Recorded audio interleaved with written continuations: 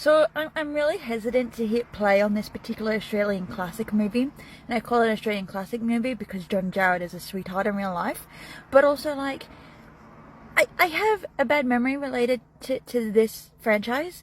Is it a franchise if there's only 2 movies? But anyway, let me show you what I'm really scared to hit play on. See, beautiful, beautiful Wolf Creek.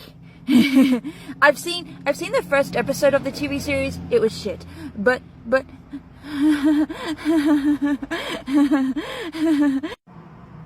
I have a reason for being scared of Wolf Creek.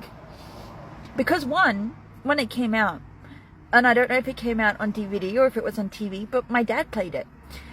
And I heard the sounds because I didn't watch it, and I was sitting in the lounge room and I was calling in, and I could hear the sounds of like people screaming and things being carved, and my dad, who is my dad, decided to tell me that this is based off true life, and decided to tell me don't ever go to Darwin for this exact reason. And I remember the first time that I had a close encounter with John Jarratt.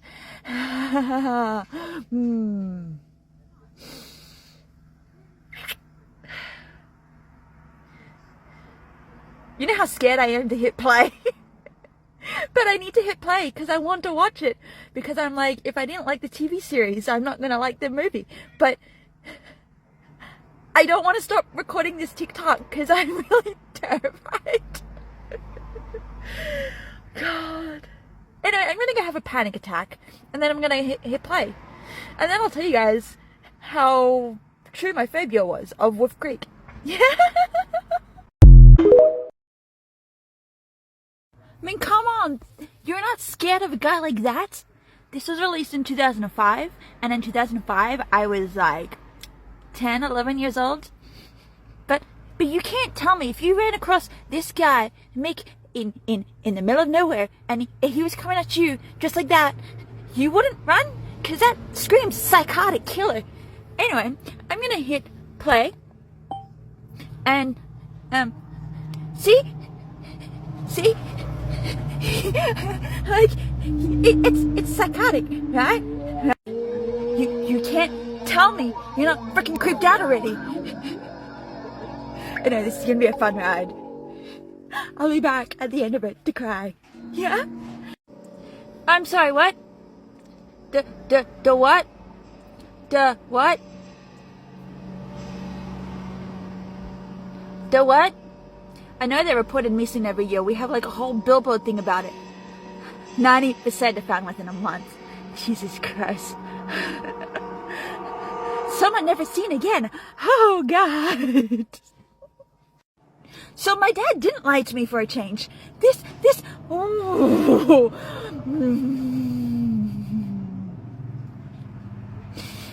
There is some horror stories I could tell about my dad, and this is one of them, and you guys are going to enjoy that ride. Okay, my bad, it's not Darwin, but my dad did warn me about Darwin. How is it WA? You guys are supposed to be the sweethearts of Australia. Like, you guys are supposed to be the smart ones, but WA. You guys are not cool. You guys are supposed to be the sweethearts. This is not fair. So, like, I remember watching some of this, because, like, it starts off really nice and sweet. Talks about suburbia. Now everything's all wholesome and sweet. Like, I watched those parts. I was, like, 10, 11 years old, watching those parts. I remember the nice parts of Wolf Creek. I remember the nice parts of Wolf Creek. Okay, so, according to IMDB, this is not actually based off real life. That makes me feel a little better. But some of the locations used in filming were where real murders happened.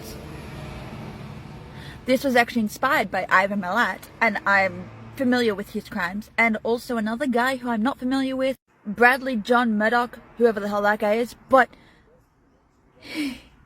they filmed near real-life murder scenes and inspired by 2 of Australia's greatest, serial killers. Great work, guys! So the tourists mentioned that they have to get to Wolf Creek, and I was like, oh, title name. No. I googled it. Wolf Creek is legit in WA. So if anyone's from WA, you can explain a lot better than I can. But this is what Google. It's a crater. It's a national park. So the tourists are going to WA to visit a national park.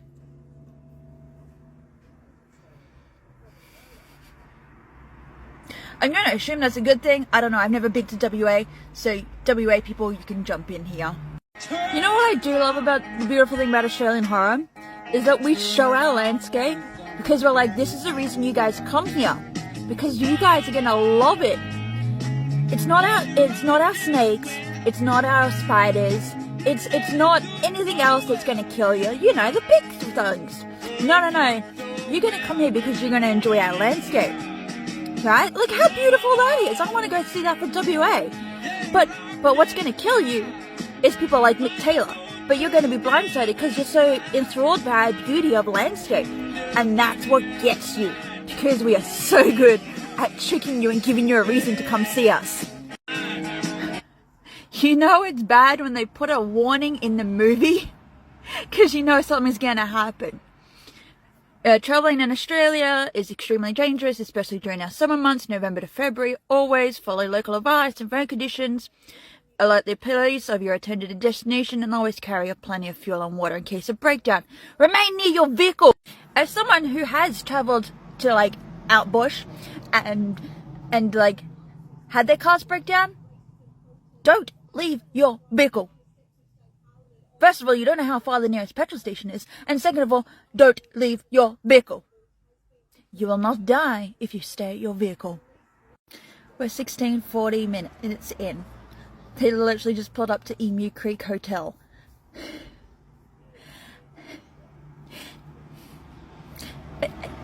I'm gonna take deep breaths.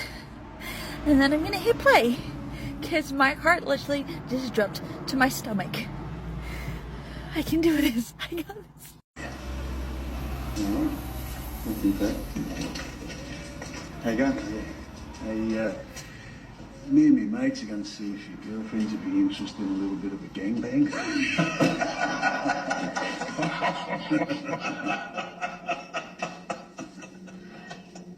But hey, we just want to make sure it's alright with you first.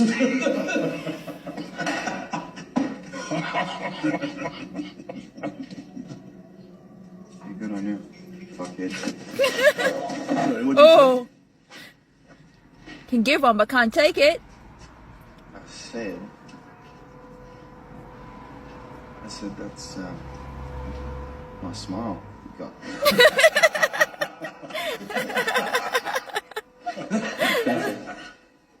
That sums up Australian men in the 90s to a T. Not gonna lie, that whole scene, to a T, Australian men. You're telling me, for majority of my life, I was petrified of this movie. We are literally at the 30-minute mark. It screams of a tourism ad to WA, but told from a tourist perspective, as if you're a backpacker. I feel like I wasted my time being scared of this movie. We still got 68 minutes to go. The only thing that's scary is the gang rape comments and the fact that at the 30-minute mark, anything that has a battery mysteriously stops. But like, 30 minutes, bro! And I was scared of this movie. We got 68 minutes to go. You better terrify me. There's our good old Mickey boy. What the bloody hell are you mob doing out here? Scared the shit out of me. He doesn't rock up until the 35-minute mark. Bro, I have 64 minutes left. The hell? Ugh. We just spent 5 minutes having a laugh with Mick Taylor. This is what I say. Australian horror knows how to get ya. That's why people idolize serial killers. Because they're sweethearts in the beginning. Yeah. He's literally explaining how to kill somebody, but using animals as its code. He's going to use these tactics on those backpackers. We're at the 45-minute mark. Nothing's happened yet, besides coded language on how he's going to kill those three. Give me something already! I was petrified of this movie. They threw in a pop culture references, and he's just like, What?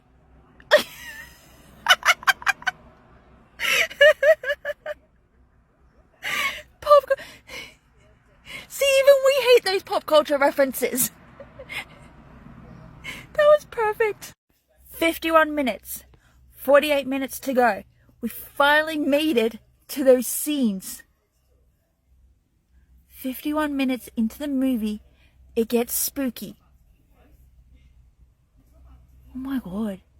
It's like I watched a tourist film the whole time. Alright.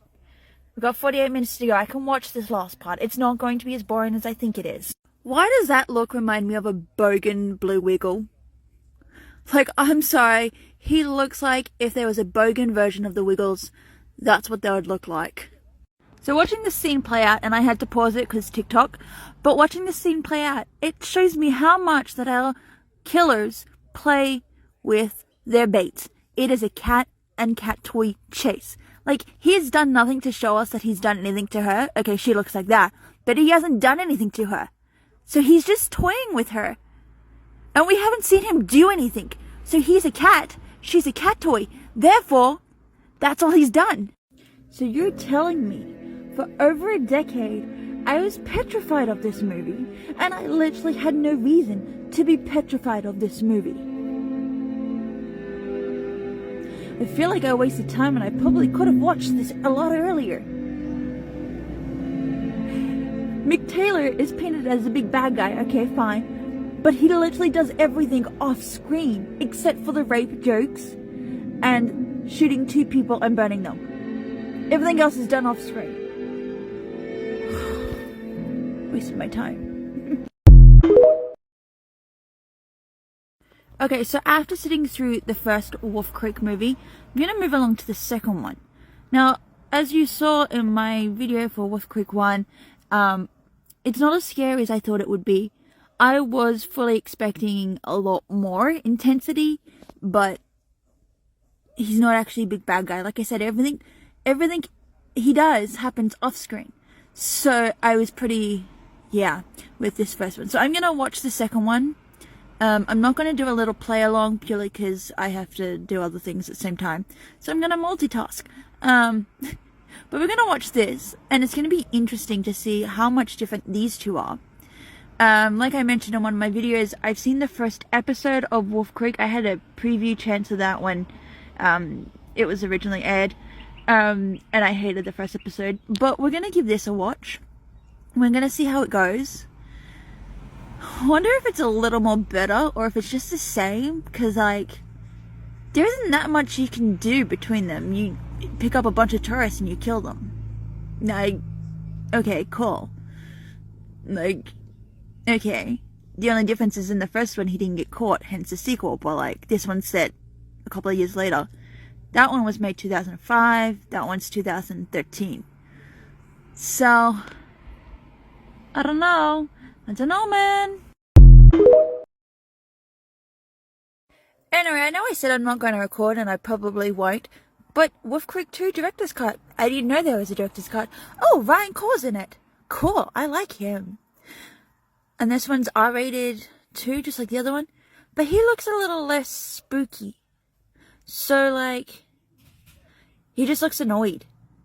Like, what is it? The one's Outback becomes a place of horrors. Another unwitting tourist becomes prey for the crazy serial killer, pig hunter, Mick Taylor. I mean, that's just the last synopsis for the other one. Hold on. Let's see what the last synopsis. Okay, so for that one was Mick Taylor, an Outback force loner, larrikin, expert hunter, hunts wild boars for a living, but now has switched to a different beast. Specialty being tourist. It's literally the same synopsis. Okay, fine. I'm gonna give this a watch, but I swear I don't think this will be any different. I feel like he's still gonna be the cat that plays with these toys, gets bored, pushes them aside, aka kills them. But like, we'll give it a go. All right. See, that doesn't even look scary. Okay, fine, he has a shotgun, but doesn't even look scary, bro. But I do find it really funny, though. This came out in 2013, and the year before I started really going into heavy with movies. But when this came out in 2013, I ignored the trailer because why not? I mean, I didn't like the first one. Bad core memories there. But when the posters started coming out at cinemas, I would like totally ignore the poster because I was like, nope, I'm not watching this. And now, look at me. A couple of years later, what, a decade later, watching it? Yay. Oh, are we sure this one's actually based on true events? Because the last one said it was too. And you know what? It wasn't actually based on true events. So, you know, 30,000 people reported missing, which is exactly like the first one. And 90% are found within a month. Just like what the first one wrote. Some are never seen again. No, this is definitely the sequel, but they're just repeating what they've repeated in the first one. So let me just do a quick Google to see if it's actually based off anything, because we know the first one isn't based on true events, it's inspired by true events, which had nothing to do with Mick Taylor. Alright, so loosely based on the Australian serial killer Ivan Milat, who was serving a life sentence in Australia until his death in 2019. So it's not actually based on true events. It's inspired by multiple events that are known for Australian serial killers. So both films lied saying it's based on true events, because it literally isn't. You can Google these characters. At the end of Wolf Creek 1, they said they couldn't find Liz and Christy. But you go Google those characters and it literally just points you back to the movie. So if it does the same thing to this, you guys lied. And I don't like liars, especially in movies. I have to admit, watching this scene play out, and I guess watching the first one as well, seeing Mick Taylor play that innocent larrikin, the typical Aussie bloke, it's such a switch, because John Jarratt is like an absolute sweetheart in real life. But when you watch these scenes, like you go back a few seconds. Or is that too many big words for you? See, look at the fear. Like, he's like, bro, what the hell? Mate, you sure you want to give me this? Bet your life.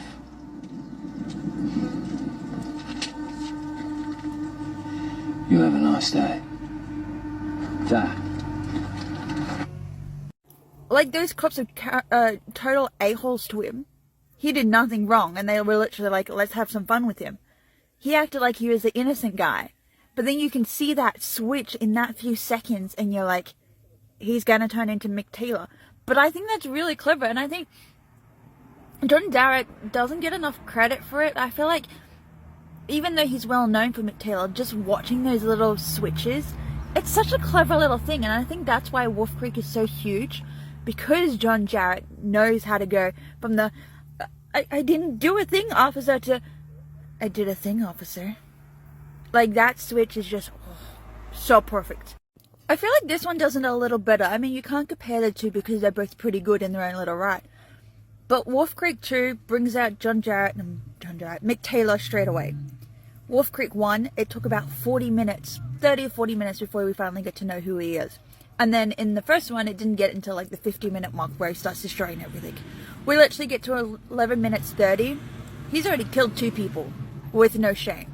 So this one brings him out and shows how chaotic he really is and gives him the time to shine, unlike the first one. And I think that's what I got annoyed with the first one, because he wasn't shown as much and his crimes weren't shown as much. Whereas first 11 minutes, we see 2 people dead. So like, this one's a little better.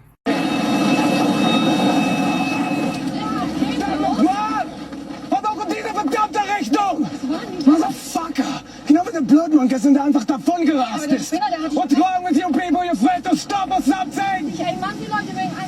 Was ist mit Altruismus? I feel like that scene was important and needed because a lot has changed. You know, in 2005, yeah, fine, hitchhikers were fine. In the 90s, hitchhikers were fine. You come to now, that film was 2013, come to 2023, we don't trust hitchhikers. No offense, it's nothing to do with you, it's just a bad reputation someone's left you guys, which meant that we don't trust anybody just coming in our car. So if you're in the middle of nowhere looking for a ride, do expect to be walking for miles and miles, purely because no one wants to pick you up because they're more worried about their safety rather than yours. So we're up to the 30-minute mark now, and he's killed another 2 people, so that's 4 people in total since the movie started. He's not playing with these guys. He seems to be just getting straight to the job, and I was like, that's what kind of made the first one good, because he played with these toys. But he's not with this one. He's just straight up murdering them, and I'm like, okay, you're boring now. No offense, but if I wanted to watch someone just straight up murder someone, I would go watch a crime movie, because at least I know what I'm getting with a crime movie. Whereas Mick Taylor toyed with them, showed that Australian serial killers will toy with them, and not just be like straight up dead. I have to admit, both the first one and this one ending quite similar is very rare for a movie or a franchise to do like that. So I like those endings. It's quite the same. It also shows that the lengths of Mick's willing to go. I also realized with this franchise, if you want to call it a franchise, Mick all he wants is a play toy. Like I said in the one for the first movie, he's a cat with his cat toys. He plays with them until he gets bored. Then he kills them. So that's what I think of Australian killers and Mick Taylor in general. I think he's brilliantly written. I think he's fantastic. And I think John Jarratt brings such life to him that, like, I can see what they've written the third one. At least I believe there's a third one on the cards. But, like, this one is a little bit more intense. But it also, like, my favorite scene is the questionnaire scene. Because it just shows you. He literally says, I just want a plaything. That's why he keeps all these bodies. And the fact that twice now, he's let his victims go. And twice it has shown the lengths that he's willing to go to prove that, hey, nothing's happening in WA, we're good here, man. Like, do I enjoy watching this? Not overly, but it is very hooky enough that you can't fault it. Like, you can't pull away from it, even though for some reason you're like, it's not, there's something missing, but like, you still keep watching. And I think that's the great thing about Wolf Creek. I think Craig McLean does an amazing job at what he's written. So I think he's quite fantastic at it. So, like, I'm quite intrigued to see if there is a third one and what role Mick will truly have. Because in the first one, he was a sneaky little bastard. In the second one, he's willing to play and make himself the protagonist. You know? So in the third one, what is he going to be? Is he going to be a sneaky bastard? Is he going to be a protagonist? Or is he going to be kind of just like a fox and just in and out of the storyline? Sure, it's going to be the same as the first two, no doubt, because 2 and 1 are quite similar. The only difference is different tourists and different play toys. But, like, let's see what the third one's going to look like then. This is a film that everybody has said has traumatized them, so naturally I'm just going to put it on. Oh my god, I saw her video and I was like, oh my gosh, she's just like me! She hates Wolf Creek too! Now, if you follow my account, you've seen that I've done 3 Wolf Creek videos. 2 of them you watch along with me. One's to do with the TV series. Actually, there's 4. One more of me hyperventilating of the fact that I'm going to hit play on this series. Alice is right. The first one is boring as all hell. It's tame as hell. It's actually not based off true stories. It's inspired by Ivan Milat and Bradley Saltman, who are 2 of our serial killers, which is why the mine that the mine that Mick Taylor takes him to, backwards, it's spelt Ivan Milat. And what I already mentioned in one of my other Wolf Creek videos is that the locations they used in Wolf Creek is locations where real murders did actually happen. Yeah. The statistics that they put at the beginning of the film is 100% true. 30,000 do go missing. 99% are found within a month. It is a true statistic. Even to this day, over a couple of decades later, Australia does this whole awareness week, whole awareness month, where we talk about, hey, let's revisit cold cases and see if anyone has any fresh information. And you'll be surprised on how many cold cases do get opened up, because people are like, hey, that was huge in the 90s and now we're talking about it in the 2020s. There's something there. Like, hell, one of the cases got solved called a teacher's pet. Not actually to do with an animal, to do with the person. So there's a lot to go into it. But Alice, I recommend that you watch the second one. The second one is 10 times better. If you catch wind of the TV series, don't watch the first season. The first season is as bad as the first movie. Watch the second season. Oh my god, you'll love it a lot more. My favorite scene, only because I got grossed out, is where the Kiwi gets eaten alive by termites. Because I'm like, that's creative. But that's in the TV series. So if you see that, watch that. Second season though. But yeah, definitely check out the sequel. Sequel's 10 times better because he gets straight into the point. Like the first 2 minutes, he kills. The first 10 minutes, he kills 4 people. But yes, I'm sorry. I don't know who kept telling you it was good, but it's not. It was good for the time because I remember watching it when I was a kid and I was petrified of it. Watching it as an adult is not the same. But yes, a warning to all backpackers who want to come to Australia. There are people who are like Mick Taylor and do still exist, so be very careful. Stick to well-known tracks and always stay near your car. Yeah? Yeah. So now I'm late to the party, but because I binged the first 2 movies, I thought, well, the hell not, I'm just going to binge the TV series. I've already admitted that I didn't like the Wolf Creek first episode. I saw it back in 2017 when it first premiered, and I got a sneak peek at a John Jarratt panel, but I thought the episode was pretty weak, and I was like, this guy's supposed to be the big, bad, scary man of Australian cinema. This ain't scary, this is child's play. But now that I've said it, there's 2 seasons, 6 episodes each, so 12 episodes in total. They run for about an hour. Sorry.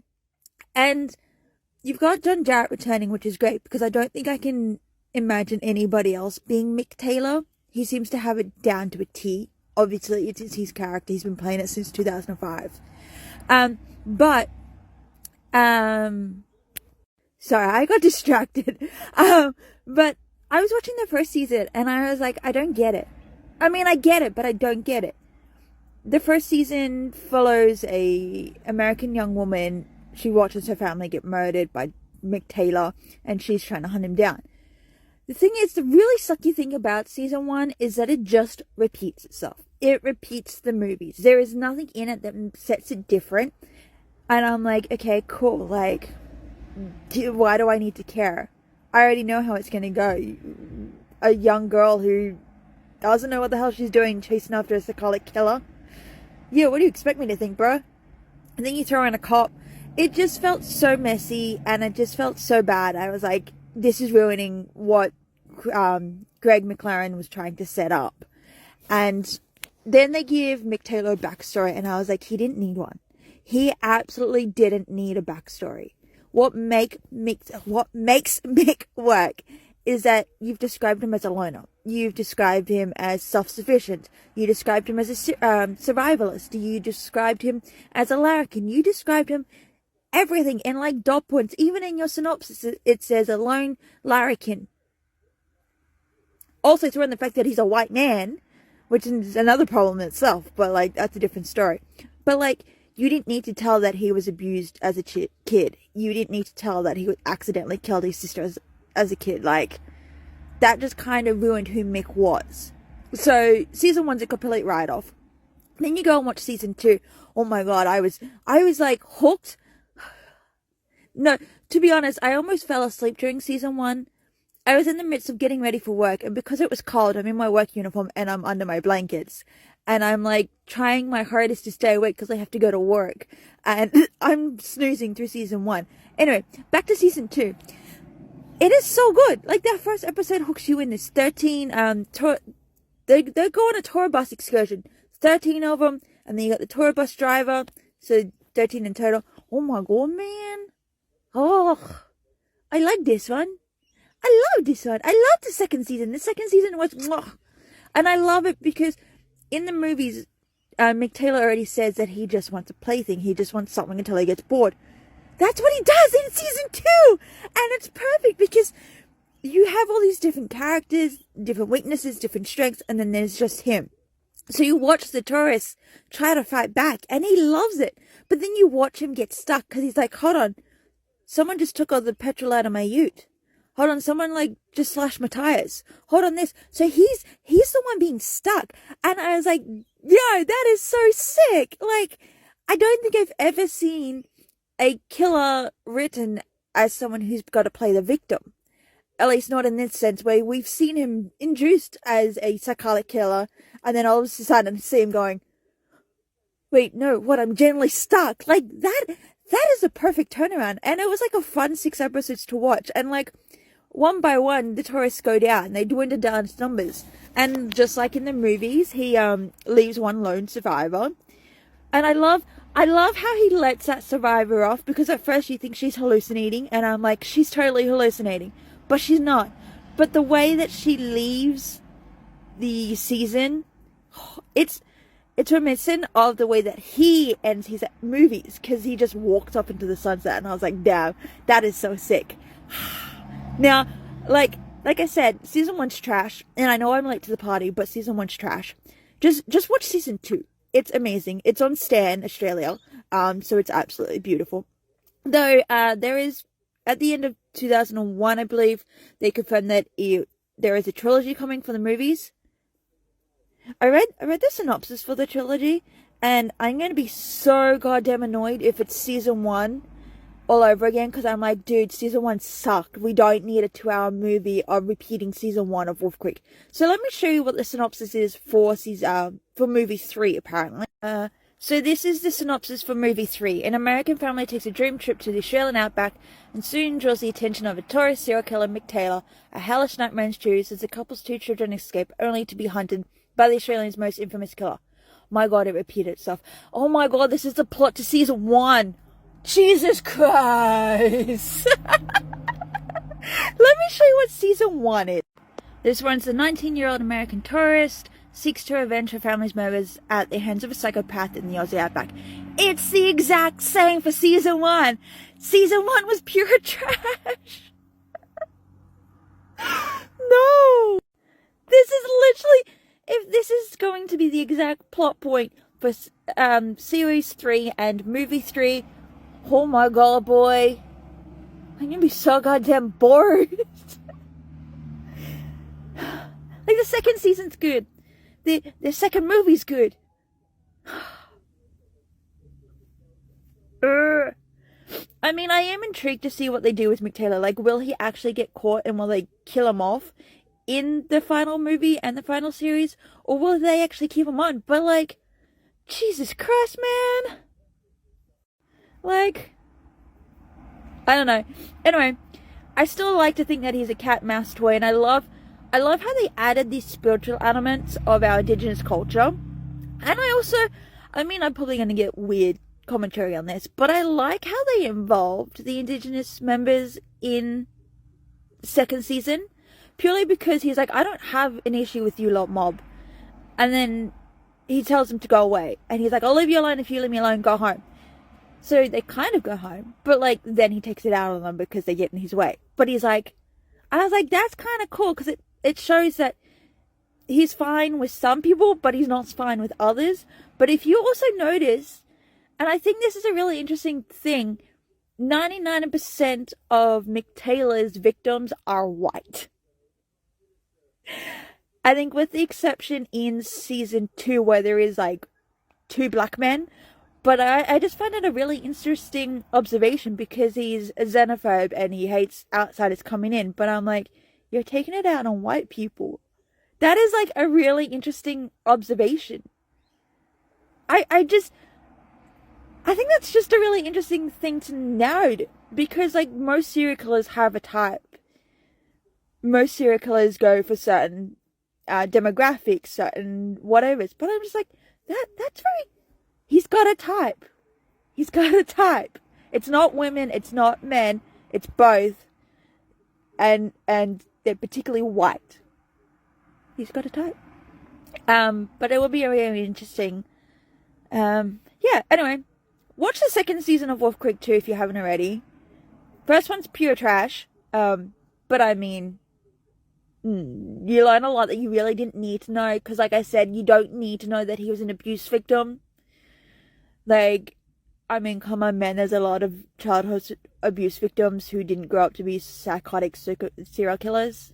So, but I also did learn that there is a book on Wolf Creek written by the guy who wrote the movies, so Greg McLaren.